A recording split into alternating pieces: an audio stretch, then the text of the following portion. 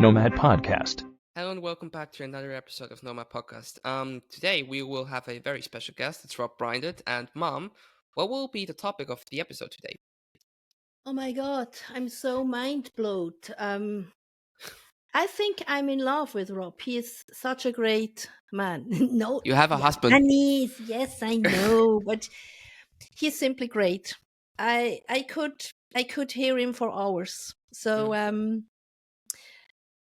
the most thing I see in the last episode was that when he started to talk about his work, you can feel that he make this off the bottom of his heart. Mm. So that was my mind blowing about this talk. And what was what will be the topic? Let's also say that quickly. The topic of the episode. The topic of the episode is the decentralized mind. You mean that? Yeah, that was the topic. So, yes, that was the topic. So let's not spoil anything. Let's get right into it. So yeah. Hi, I'm Yanis. And hi, I'm Natalie. And welcome to another episode of Nomad Podcast. And today we have a cool guy, I would call him. It's Rob. And Rob, we met in Madeira. I mean, we also met on Riga. We also met in Riga. But in Riga, we first came in contact with your topic, Decentralized Mind, getting out of the hamster wheel. And would you like to tell us something about that, first of all, and who you are, and what you do in the Bitcoin space exactly? For sure. So I remember you on the front row, I think you were in Riga, and you were nodding your head. So I was talking to you because everyone else was maybe on their phones. So I gave a talk about my book, which is Decentralized Mind, Becoming Masterless. The idea behind that was to sort of bring my passion for Bitcoin and freedom technology and combine it with my work, which is helping people free themselves from their minds, from suffering, from physical suffering. And so that's what I do. I'm writing a book at the moment, which is much more about pure sort of the idea of healing or being able to resolve your own issues, becoming your own authority. And I can talk to you more about my background if that's of interest. Yeah, sure. Yes, of course. So my background is in working in elite sport. So I was I worked with many different clubs, but my main clubs were Chelsea, where I was head of strength and conditioning and injury prevention, and Barcelona. We might have a Chelsea supporter here. If I remember, I can see the back. Yeah, there we go. And I also was fortunate to be with Barcelona when Barcelona won everything. So I got quite lucky. I went Chelsea, won everything, and then went to Barcelona, won everything. And then I kind of decided not to work. It's a bit of slave type work when you work in football because you're at their beck and call, which was great. But I went on and decided to become a consultant. And my work was injury prevention. Well, I created an injury prevention lab. I started strength and conditioning and rehabilitation, but then I got very interested in why working out which athletes were more likely to get injured, which I had very simple red, orange, and green system. Red was high priority for me. And it worked out. And the doctor saw it at the end of the season that all the players that I thought were going to get injured got injured, or were more likely to show up in the medical room. So it was an initial start into the world of injury prevention. But I also started to see that when players were stressed, they were more likely to get injured, and that's where the rabbit hole sort of started for understanding how our perception, how our mind affects our body. And it's much more than just simply, oh, I'm stressed, therefore. It's a literal, there's a connection. And then I went down the rabbit hole and realized that, in fact, there was no separation between our reality and how we perceive things. A bit like the Matrix. And so, yeah, I'll stop there because I might have gone No, off no a bit. worries. I mean, talk as much as you want. I could always listen to you, mate. So is basically then discovering that matrix also the way how you discovered Bitcoin, or was Yes. that something else then? Yeah, Okay, no, tell us. Bitcoin came about because oftentimes in my life I take stock of where I am, and I look for what area of my life am I not seeing, sort of in the shadow. What am I neglecting? And there came a time when my first child Lima was born, where the year leading up to that is sort of because my wife was pregnant, I started to really take seriously understanding money, because I didn't. It was something I neglected. And I was brought up with not much, and I was overly generous. It's like I always had to pay the bill when everyone else should just share it. So I started to look at my understanding of value and money. And so I what I do is, when I realize that there's something there, I go all in and study it in depth. So I spent like a few years just studying day in and day out money, trying to understand it. Anthony Robbins saying, you need 500,000 in shares, and then you can retire, and all this type of stuff. And nothing really jumped out at me until I knew at some points a teacher would come and tell me, do this. This is how it's always been for me, is when I'm ready, I just have to do the work to prepare myself. So I was in Koh Samui on a high network. I had a high net worth client who'd invited me for, I think it was a wedding or a birthday party. And I was standing with a very good friend of mine, who's very, very clever, professional poker player. And I said, what are you into? And at the moment, he said, I'm all in on this thing. And I said, what thing is that? And he said, Bitcoin. So when he said Bitcoin, all my hairs went up, and I knew, I was like, that's it.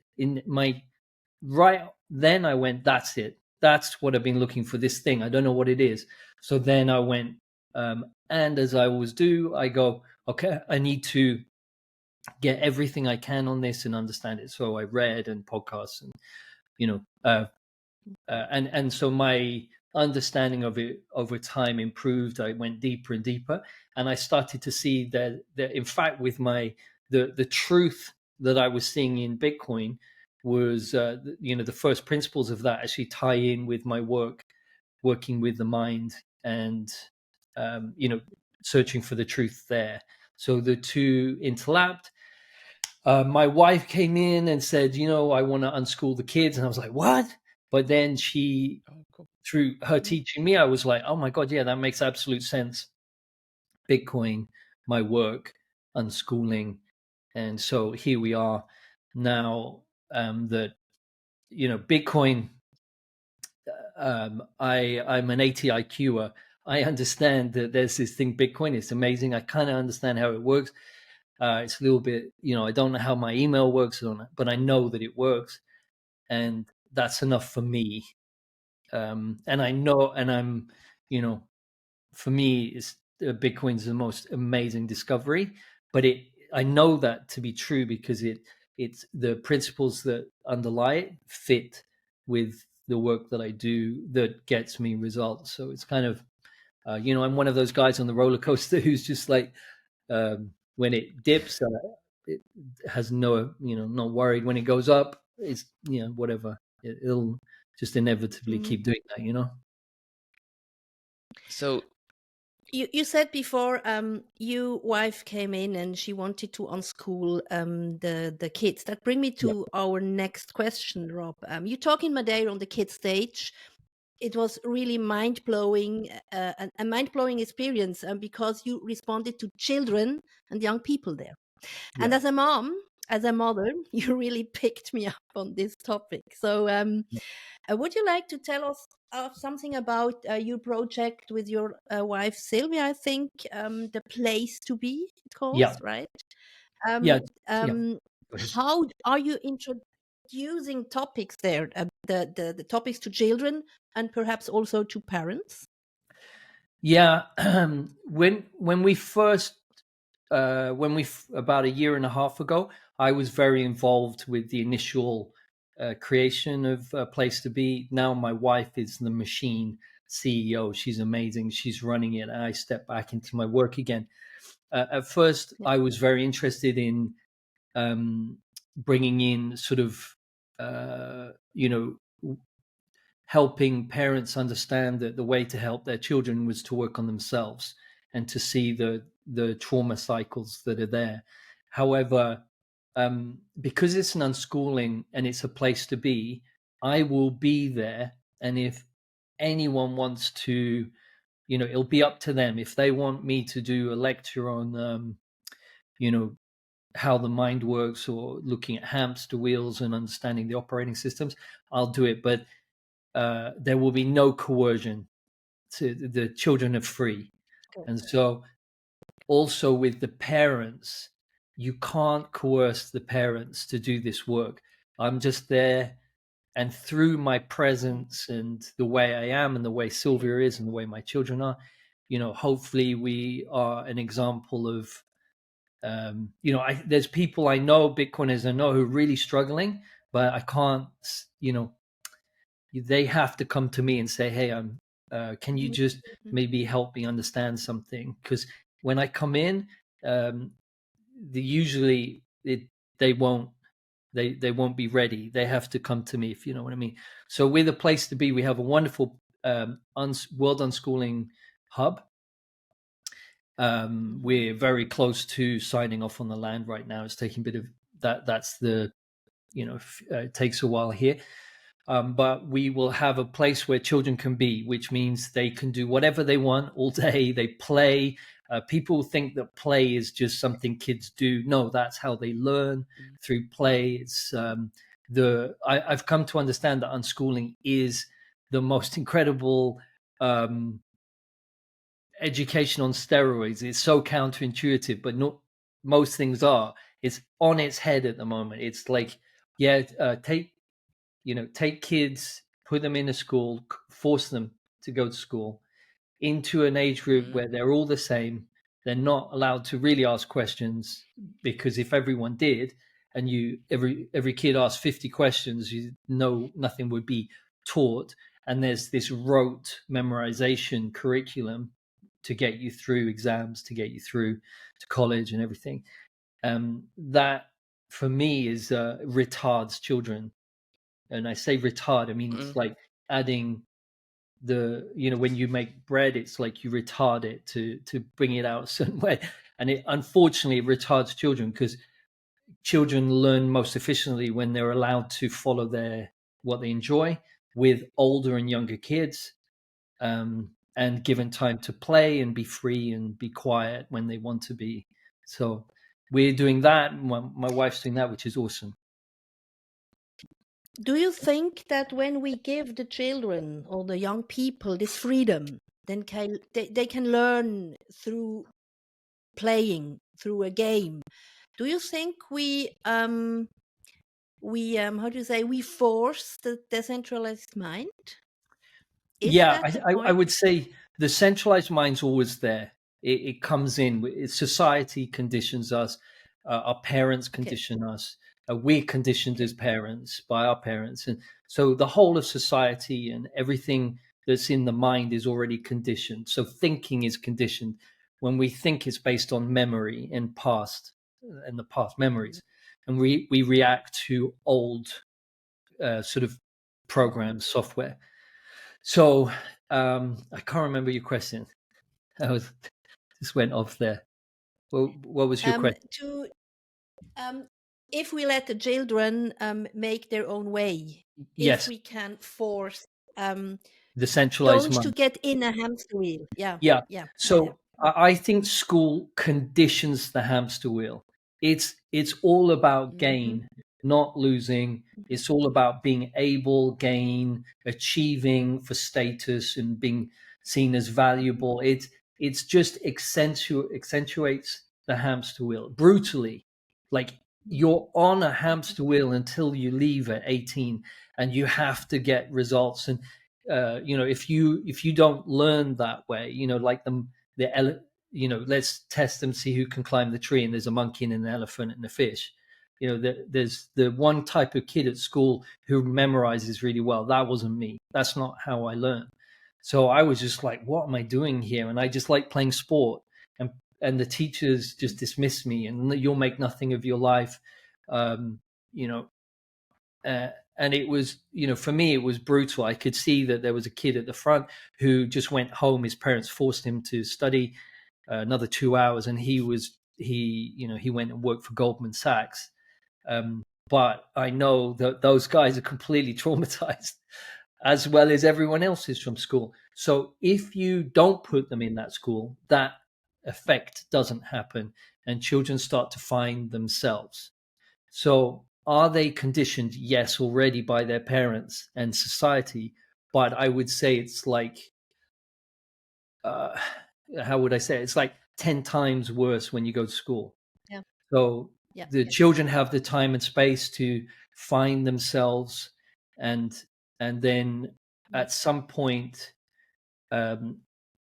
in that learning environment, children maybe have a touch point to understand what is meditation. Let's say meditation comes in. Why would someone meditate? Oh, well, it's good for stress.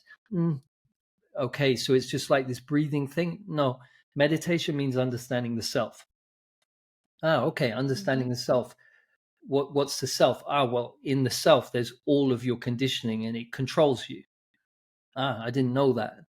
And when you tell children, oh, by the way, there's this hamster wheel and your thoughts do this, and they go, oh yeah, they do, because I know that, like, everyone knows that their thoughts are like a hamster wheel, and you want to gain this, but then you just inevitably going to feel like you're losing, and then you get back on again.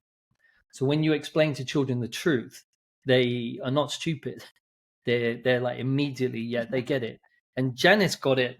Like, you got all the conditioned people in the group, and the Bitcoiners in that conference.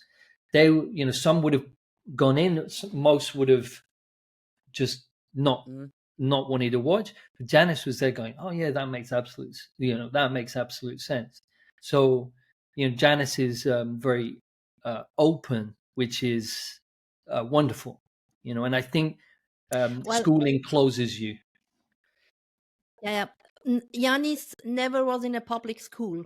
Oh well. Okay. We get in a private school, and it was a really how do you say that, Yanis? Musische Schule? Musisch? It was kind of artsy, we had Okay. music, we had arts, we Yeah. we crafted stuff a lot. Nice. I was mostly the guy. I did things with my hands, and I loved that.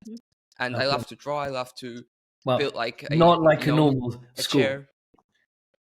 Yeah. Yeah, kind of, but still, we had maths, we had physics, we had his, but it was essentially what you said, that children should be able to play with adults as well. Okay. That's what I did. I was kind of rebellious in school. I was my mom. My mom at my age, she played with like 20 years olds, and if they wouldn't let her play, she beat them up. So that was my mom. Yeah. So I was kind of rebellious. Rebellious. If we look at that word rebellious, what are we rebelling against? It's being told against the system. Against the system that tells us, no, you have to behave this way. The society moves us, and you go against that, you're rebellious. It's interesting. So cool. Cool mom. Yeah, cool mom. But I was also kind of the guy which I was organized. I mean, still today, I have like tons of system for certain stuff. Like for my clothes, I use like a box system. That's what I call it. Like where I stack all my clothes like box, like like a box like shape. So and that I loved in school because I was organized. But nowadays it's also a curse because mom, I mean, you can agree to this. I just walk around in the house sometimes, and when I don't see stuff that isn't organized, I want to organize it, and that's also kind of the curse, that they force you to be organized, which is not a bad thing, but so you have a compulsion. Yeah, exactly. You have a compulsion, And so why that's is kind of, that? What does it give you? it gives me satisfaction, but in the same time, it also makes me crazy if I don't see stuff that is not organized. So why does that bother you when it's not? I don't know. It's just as you said. Because because in the school they told me to be organized, and ever then it's like in my head. I Okay. can't get rid of it. It's So because of the school, I they guess. conditioned you. It conditions you, exactly. So then for you, so for me, if that was me, I would be watching very closely. Oh, what do I get out of organized? Why do I feel good? So you'll be gaining something from the tidy, and so you'll maybe feel like you're more so organized, maybe safe, or you're not going to do things wrong, you're doing things right. If you look very closely at your thinking, it will tell you why you're doing it. When you watch that, then it's no longer a compulsion. If I'm saying that for anyone else Okay. who you'll just want to see why the mind has been. What is it in the you need to be organized that they conditioned that software program? You already said it makes me feel satisfied, but then I flip over and I'm unable to stop. So able and The hamster unable wheel. is the hamster wheel. So the hamster wheel, Exactly. whenever you put beliefs into someone, the opposite's there. That's how the mind works. So okay, yeah, ooh, that's a mind fuck, to be honest. That's like the Well, your mind doesn't want that's you like knowing. exactly, that's the thing. Your mind doesn't want you knowing. Okay, that brings me actually to another question. Mm-hmm. How did you essentially had the idea for that hamster wheel?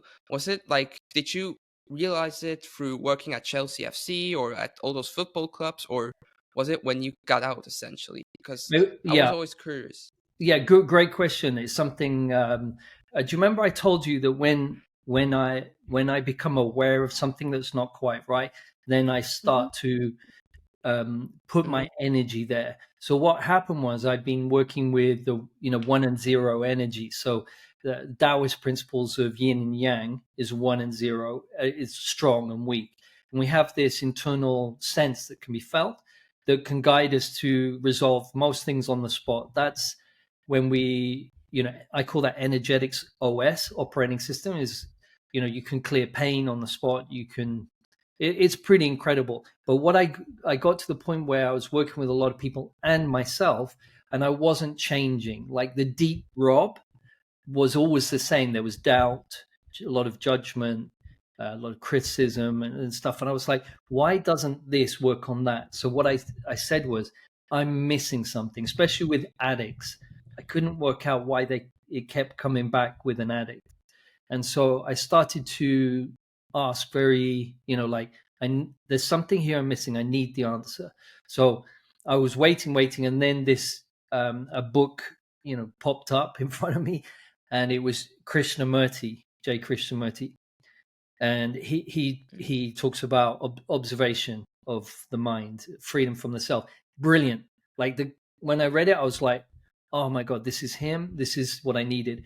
I got everything. I read it for all day, every day. I listened to it at night for months, getting onto a year. Then through that listening and through observation myself, I was normally I have a whiteboard behind me when I'm working with a client, and I started to listen more deeply than I ever did to clients. Like you telling me about the cleaning or the organizing. So I started Mm-hmm. hearing the words, and I was like, hang on a second, let me write this on the board.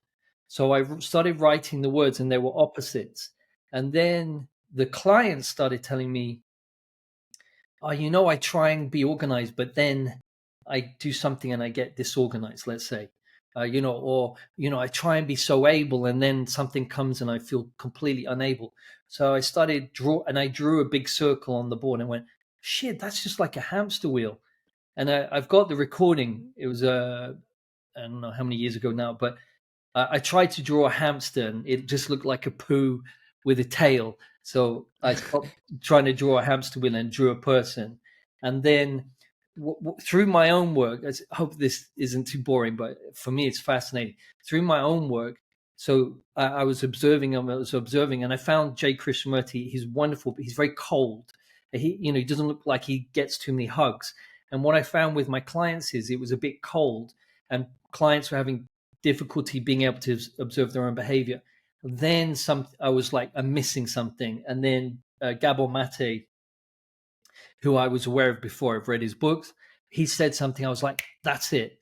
And I realized that I was missing the trauma piece and the little child, and understanding that all our programs are created by little children. And in understanding that with compassion, so he calls that compassionate understanding or inquiry. So I realized that added another circle onto my hamster wheel. And that's how it came about. And it's just, I can work with a client and I say, I bet your wife does this, your dad does that, your mum does it. And they're like, oh, how do you know that? I'm like, the behaviors are there, and they run you, and they run everyone. And so I do a lot of, I watch a lot of documentaries because I really enjoy them. But what I'm doing is I'm looking at their behavior and I'm studying, there's the hamster wheel. So if you want to know hamster wheels, David Beckham, his documentary, he talks about it. OCD, he can't stop, nothing's ever good enough. Able and unable, gain loss. Sylvester Stallone, massive hamster wheel. And you start to see why they're doing it, is they're trying to get their needs met. Jeff Booth taught me that, actually. He told me something. I was speaking to him, and he said, oh, you mean their needs met? They're not getting their needs met. I was like, so I kind of take bits from different people, and then Sylvester Stallone, David Beckham, Michael Jordan's video. If you watch it, he uses anger to drive him to gain. Ignore attention. He likes attention, but he wanted to be ignored because he was getting too much attention. People ignore him. He took that as a slight, which made him perform better and gain more attention. So that's how so the hamster wheel thing is something that I haven't seen anyone else really talking about. And for me, it's like I breathe that stuff now. So is it why you get in a hamster wheel? Is it also like a trauma? Yeah. So we talked a little bit about before coming on the trauma. There's just before I state trauma, some people might go, oh, trauma, everyone's traumatized, we're all too soft, and we're all there's people talking about trauma, and then they go into therapy and they talk about the trauma that they think that they experience, and that nothing ever happens. So now you have people on Joe Rogan saying that trauma therapy doesn't work. No, because that's not the truth. So trauma happens when you are born from 0 to 4, let's say, when there's a disconnect between the child and the mother. Why does that happen? Because we all have minds. Mothers nowadays have to work, whereas they didn't before. And so the fathers are disconnected. We're all disconnected. And the child feels that disconnect as an abandonment. And that's a 1 and a 0. The child feels it because it doesn't know any better. It's either completely loved, feels belonging to something and fully connected, or it's disconnected, abandoned, and therefore worthless. There's the trauma. And everything else that comes after that. I worked with a girl recently who was sexually abused. She's talking about the event. That wasn't causing her the problem. I'm not saying it wasn't traumatic, but what was traumatic is her feeling of complete unableness when she was born. That initial trauma creates the ripples. And when I work with a man, a woman, 50, 60, 70-year-old, whatever, when they're experiencing suffering now, it's just a ripple from that initial trauma. So that initial trauma is like the disconnect from the gold standard. Like we need to, this is where we need to regain a connection between value and money, right? Otherwise, everything gets distorted. It's exactly the same. That connection to your child, inner child, that initial disconnect drives the hamster wheel. So when you reconnect that, the hamster wheels dissolve. That's it's so interesting, Rob. I thought a picture the disconnection between child and mom at the mother, because that is what the elite promoted, to disconnect in early days. Yeah. The mom to the child. Yeah. It's upside That's the down. point. And it's It's upside down, yeah. And also, because the reason why I'm so close to my parents is because whenever they had to work, I always went with them. Oh, nice. Whenever my mom had to go to her clients, I always went with them. So then my friends always tell me, "Oh, I wish I could do that. I'm like, then just do it. What's holding you back?" But what's holding them back is society, and some people exactly. I know some people would say, "Oh, that's wrong, taking your child with you. You're model coddling." No, it's not. No, but society thinks the more you love a child, the weaker they are. No, it's actually the reverse. The more you love them and you connect with them, the stronger they are. But it doesn't mean, the mother has to love herself to love her child. If the mother doesn't love herself and she's gaining all love from her child, then that's going to there's an imbalance there, right? But you love your children as much as they can. You allow them to be children. Of course, we're privileged. This is privilege. If you're in a war, that changes things. But you can still love your children unconditionally, and so that you can see how Bitcoin has influenced me. You can see how my work, and then my wife coming in with the unschooling. And I'm so grateful to her for doing that, because now I realize that we have superpower. We're literally giving them the greatest education that they can have, in my opinion, because all the kids I see who are sort of not going to school, they're just different. They're complete different level. They talk to adults like they're the same. And Janice, you come across that way as well. You talk to me like we're equal, and I find that just awesome. When a child can talk to an adult and there's no authority there, like I was brought up scared shitless of adults. You don't question adults. I'm your senior. Children should be seen and not heard. British, bad boy. And even now, it comes out. And so I see these kids walking around. They talk to me like, "Hey, Rob, how you doing?" I'm like, "Huh?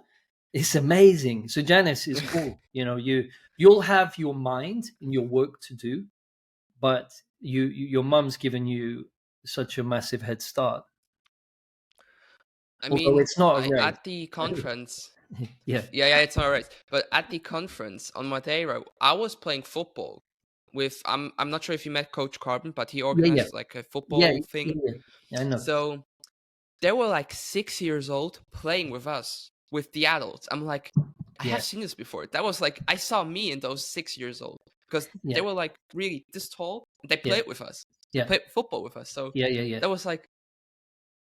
But that in football, what you would do in the olden days, let's say, you'd have the first team and then the junior reserves youth team there, so that they could feel and watch and learn from the energy of the players and get feedback and be around. And back in the day, the youth would wash the shoes of the older players of the first team, which it gave them a connection to the first team. They banned that because it's not politically incorrect to get kids to clean the boots of the.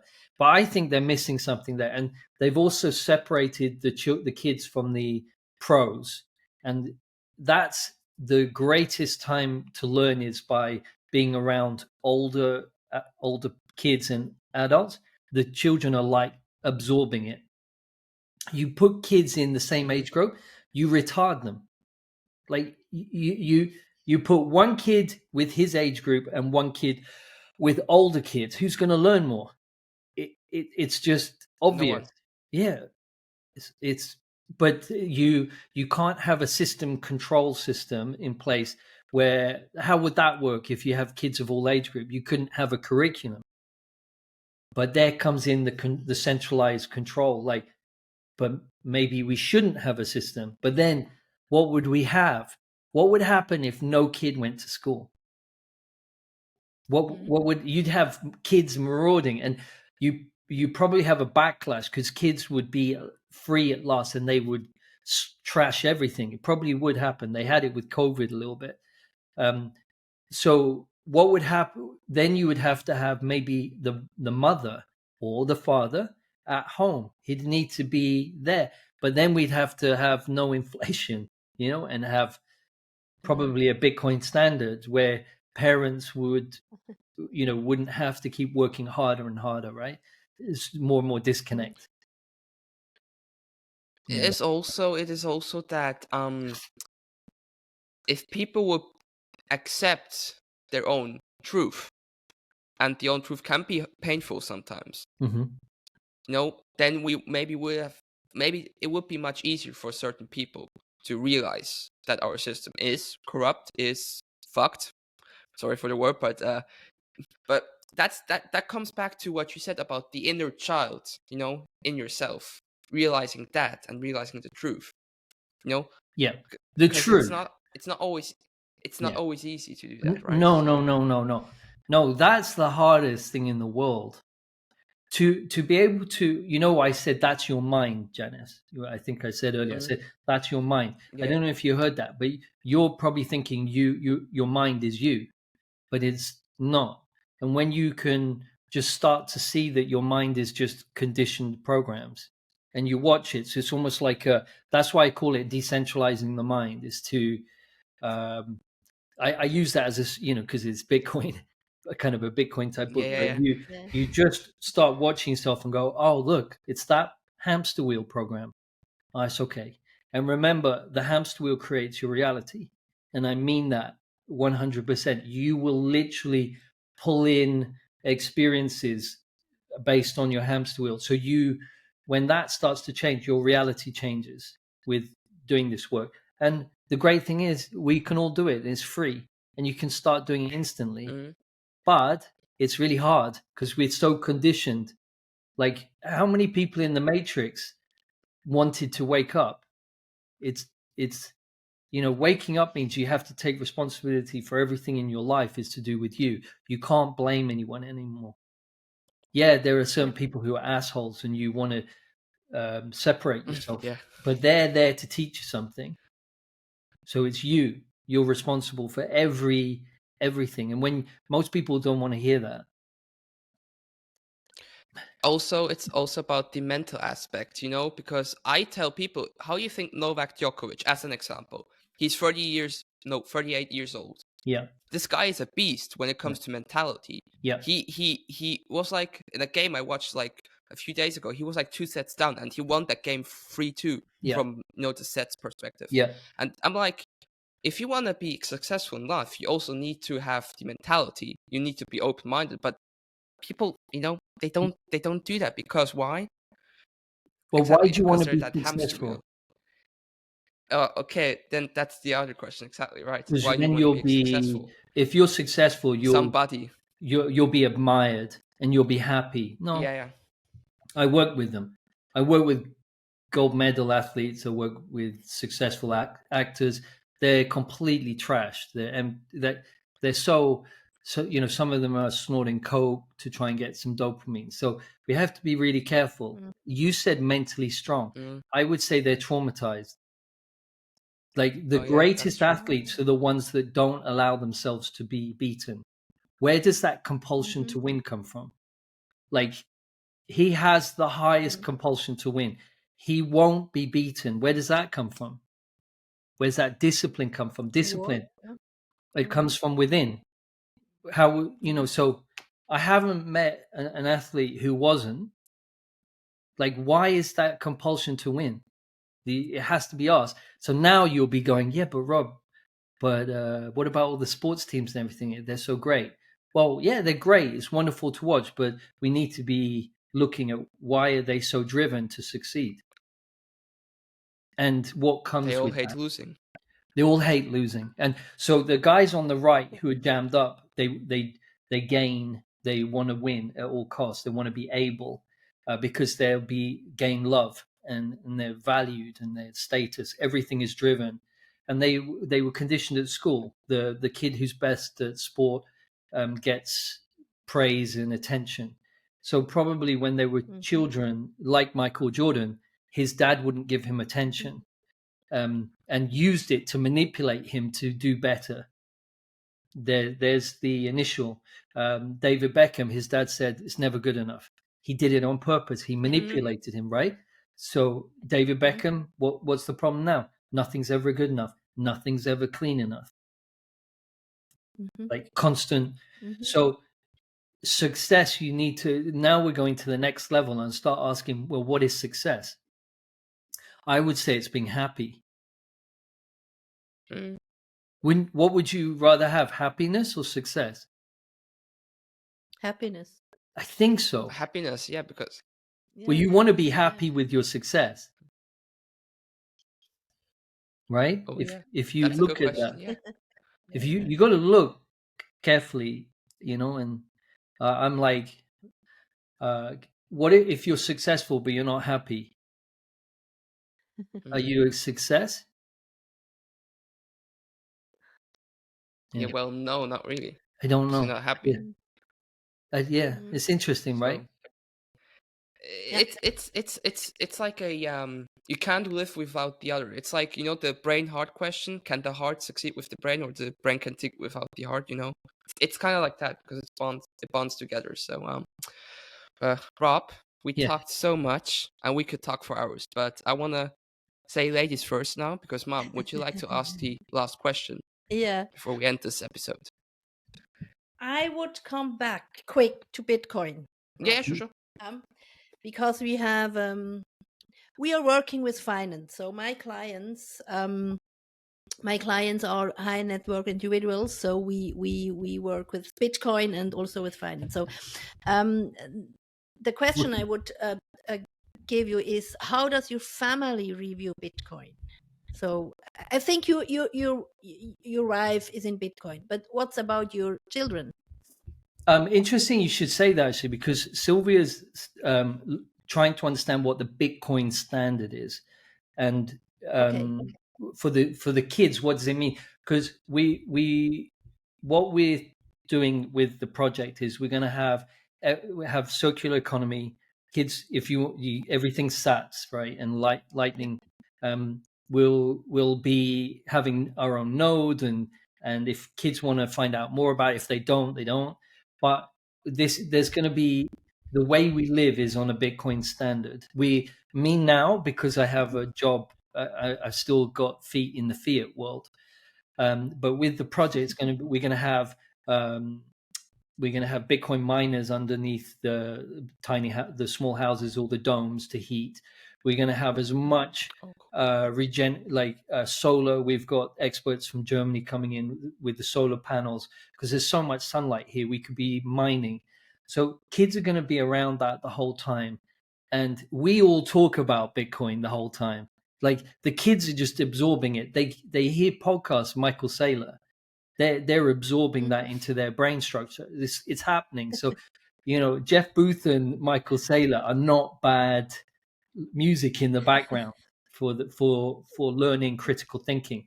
So I would say there's no, like with my kids and everything, we've got to come up with a way for inheritance and helping them understand. But at the moment, there's no coercion into that space. It's just we live it, and they will be going fiat, Bitcoin, and you can see what's going to happen. They'll see the truth, and they can choose themselves. I doubt they will go, you know what? I want a fiat job, 9 to 5. I want to go, they'll be like, why would anyone do that? Yeah. Why would you save in anything other than Bitcoin when I can see in my Lightning wallet that it goes up? Well, not daily, but they look at it, and I look at it and go, oh shit, that's gone up over time. I'm trying to spend my Lightning balance.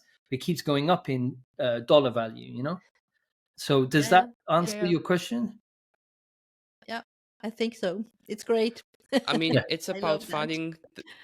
finding the truth of your Yeah. own and being what means being happy to you. And 100%. for children means Yeah. But there's the question that we come back to: what is happiness?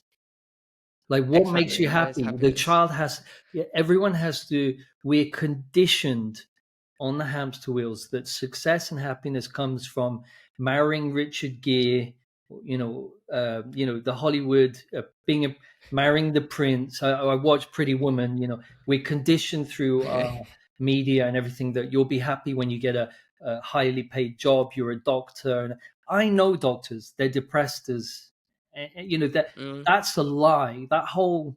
So, what is happiness? That's there's a question. What makes you happy?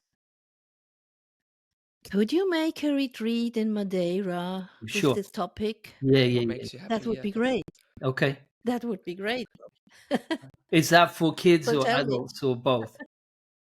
For both. I Both. mean, Both. so You know what it would look like? We'd have a big whiteboard and everyone's Mhm. there, and individuals, they say, look, I'm struggling with this. We go to the hamster wheel. Mhm. Everyone will see themselves in the hamster wheel.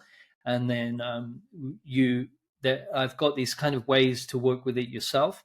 So you can start to see where you're jammed up and start to observe how jammed up you are.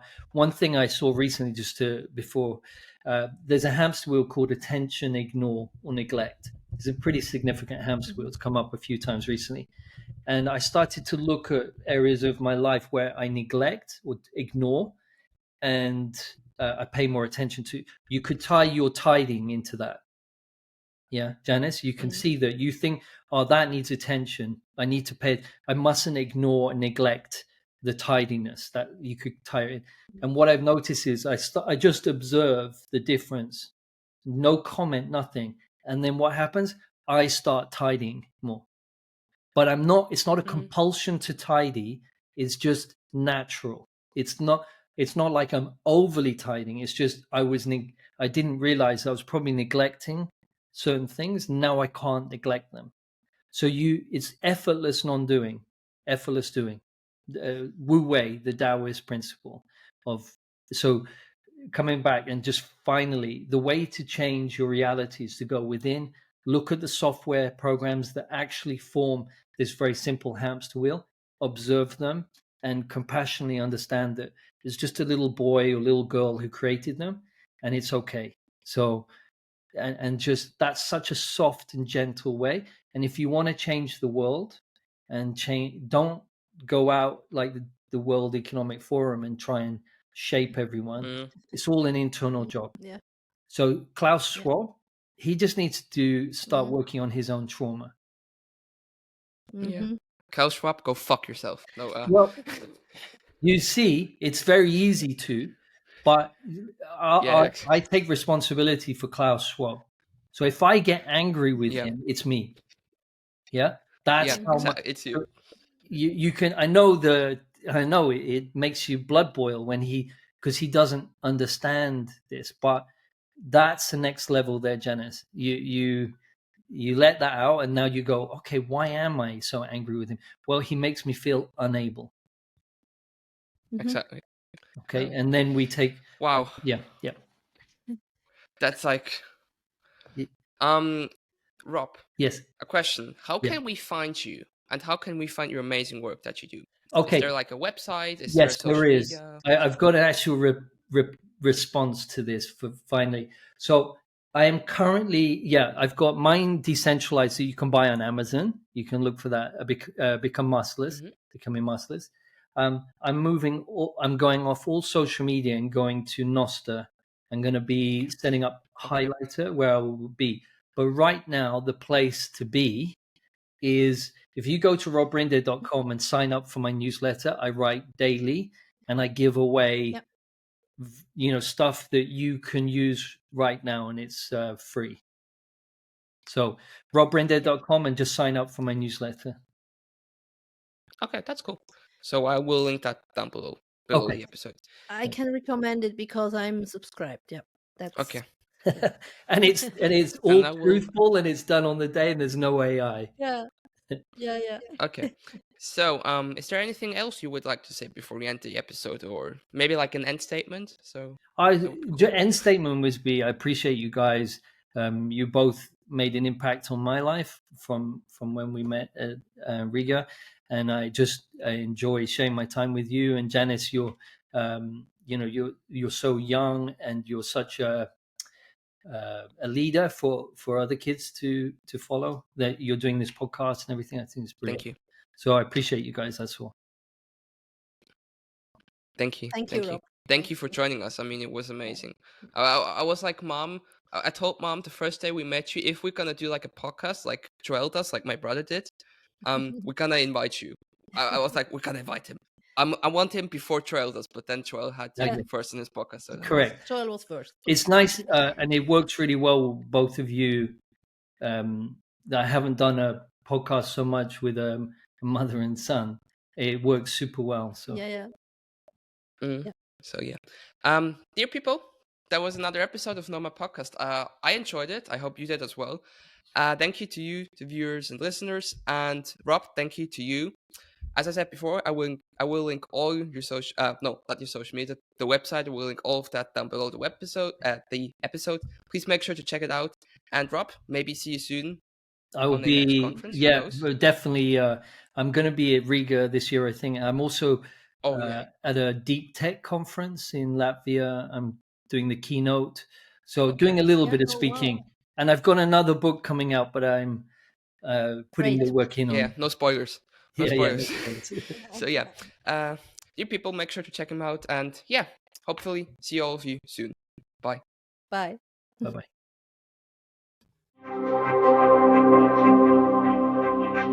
Nomad Podcast.